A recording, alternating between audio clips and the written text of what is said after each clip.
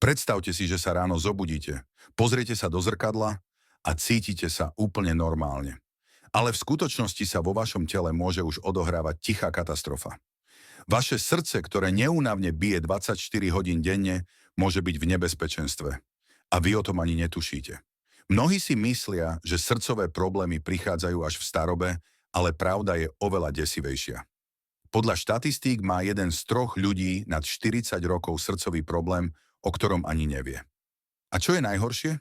Často si za to môžeme sami, svojimi každodennými návykmi. V tomto videu vám ukážem najväčšie chyby, ktoré potichu ničia vaše srdce a čo je najdôležitejšie, ako ich napraviť, kým nie je neskoro.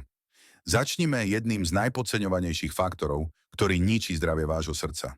Zlou kvalitou spánku. Možno si myslíte, že spíte dostatočne, ale pravdou je, že 40% ľudí spí menej ako odporúčaných 7 až 9 hodín denne. Prečo je to problém? Keď nemáte dostatok spánku, zvyšuje sa vám krvný tlak, váš hormonálny systém je narušený a vaše srdce je neustále v strese. Štúdie ukazujú, že ľudia, ktorí spia menej ako 6 hodín denne, majú až o 48% vyššie riziko infarktu. Ako to napraviť? Stanovte si pevný čas na spánok a držte sa ho. Vypnite obrazovky aspoň hodinu pred spaním. Modré svetlo narúša tvorbu melatonínu. Skúste meditačné techniky, aby ste sa uvoľnili rýchlejšie. Zdá sa to jednoduché? Možno, ale aj takto 90% ľudí ignoruje. Chronický stres, tichý zabijak srdca. Predstavte si situáciu. Ste v dopravnej zápche, meškáte na dôležité stretnutie, váš šéf na vás tlačí, telefón neprestáva vibrovať, vaše srdce bije rýchlejšie, cítite sa napätí. Poznáte ten pocit? Toto je chronický stres a ak ho zažívate každý deň, vaše srdce trpí rovnako, ako keby ste fajčili alebo mali nadváhu. Keď ste neustále v strese, vaše telo produkuje kortizol, ktorý zvyšuje krvný tlak a oslabuje cievy. Štatistiky ukazujú, že stres zvyšuje riziko infarktu až o 50%. Ako to zmeniť? Skúste dýchové techniky. Zhlboka sa nadýchnite nosom, zadržte dých na 4 sekundy a pomaly vydýchnite ústami. Doprajte si 15 minút úplného pokoja každý deň. Bez mobilu, bez televízie, bez stresu. Ak máte príliš veľa povinností, skúste obmedziť multitasking. Váš mozog funguje lepšie, keď sa sústredíte na jednu vec naraz. Malé zmeny robia veľký rozdiel. Cukor, najväčší nepriateľ vášho srdca. Mnohí si myslia, že najväčšou hrozbou pre srdce sú tuky.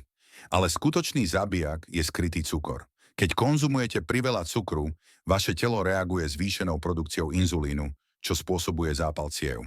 A keď sú vaše cievy oslabené, zvyšuje sa krvný tlak, zrýchľuje sa srdcový tep a rastie riziko infarktu. Vedeli ste, že ľudia, ktorí vypijú aspoň jeden sladený nápoj denne, majú o 30% vyššie riziko srdcových chorôb? Ako obmedziť cukor bez utrpenia? Vymente sladené nápoje za vodu s citrónom alebo bylinkový čaj. Namiesto bieleho cukru použite škoricu. Škorica reguluje hladinu cukru v krvi. Jedzte viac bielkovín a zdravých tukov, ktoré pomáhajú znížiť chuť na sladké. Sedavý životný štýl, tichý nepriateľ vášho srdca. Dnešný životný štýl je nebezpečný. Ľudia sedia v priemere 10 až 12 hodín denne, čo je extrémne škodlivé pre srdce. Ak denne neprejdete aspoň 5000 krokov, vaše cievy slabnú, zvyšuje sa krvný tlak a vaše srdce sa rýchlejšie unavuje. Ako to napraviť? Postavte sa a hýbte sa aspoň 2 minúty každú hodinu. Ak pracujete v kancelárii, zvážte nastaviteľný stôl, aby ste mohli striedať sedenie a státie. Urobte malé zmeny. Použite schody namiesto výťahu. Skúste bicykel namiesto auta. Malé úpravy v každodennom živote majú obrovský dopad. Jednoduché veci, ktoré sú robené správne, fungujú. Ak ste sa v tomto videu našli, je čas konať. Možno si hovoríte, ale ja sa cítim dobre. Problém je, že srdcové choroby sa často prejavia, až keď je neskoro. Nezabudnite, každý deň môžete urobiť niečo, čo vaše srdce posilní alebo oslabí. Čo si vyberiete? Napíšte mi do komentárov, ktorú z týchto chýb robíte najčastejšie. A ak sa vám video páčilo, nezabudnite ho označiť páči sa mi, prihlásiť sa na odber, aby ste nezmeškali ďalšie užitočné tipy pre svoje zdravie a zdieľať ho, aby sa tieto informácie dostali k čo najviac ľuďom.